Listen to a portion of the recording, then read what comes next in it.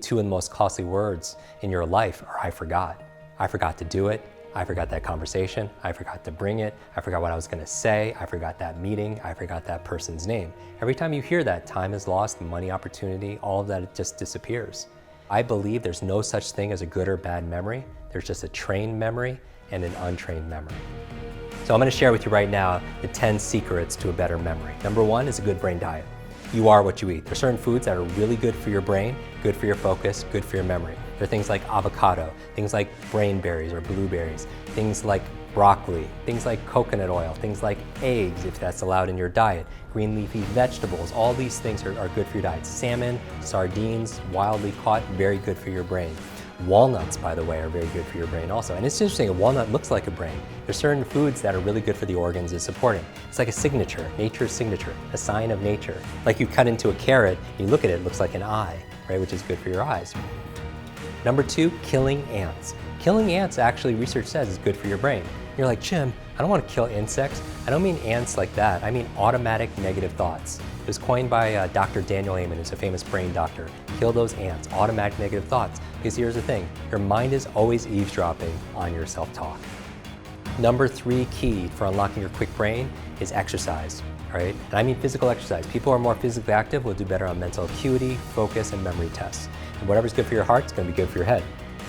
Number four, brain nutrients. Because we might not get it all in our diet, so you want to supplement with, if you're not getting your B vitamins, your omega-3s, and so on. Fifth key for unlocking your quick brain is a positive peer group. Because who you spend time with is who you become. Jim Rohn has said that you are the average of the 5 people you spend the most time with. So who are you spending time with, and why does it relate to your brain? Because it's not just your biological networks or your neurological networks, it's your social networks. Are you spending time with energy vampires? Or are you spending time with people that encourage you, that challenge you, that take you to the next level, that educate you, that coach you?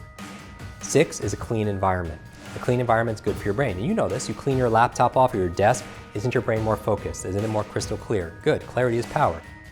Number 7 is sleep. That's where you consolidate short to long-term memory. That's where you clean out the plaque that leads to Alzheimer's and dementia. Sleep is very important.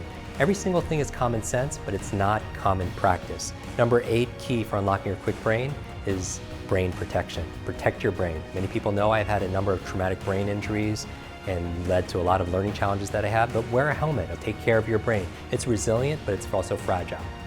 Number 9, new learnings. You can create new connections, neuroplasticity, to the day you die.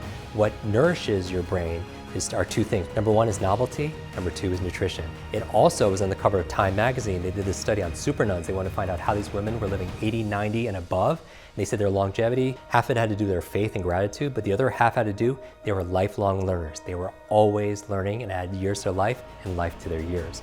And finally, number 10, the 10th key for unlocking your quick brain, stress management. This is a huge one.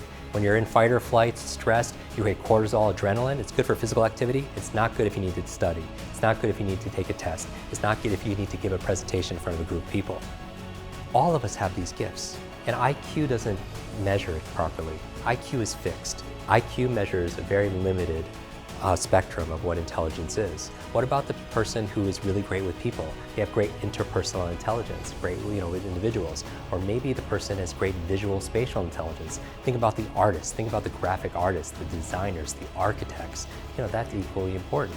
And what about the person that's really great with their bodies? They have kinesthetic intelligence, the athletes and the dancers. So all of them are valuable, and they all can be elevated. It's not how smart you are, it's how are you smart.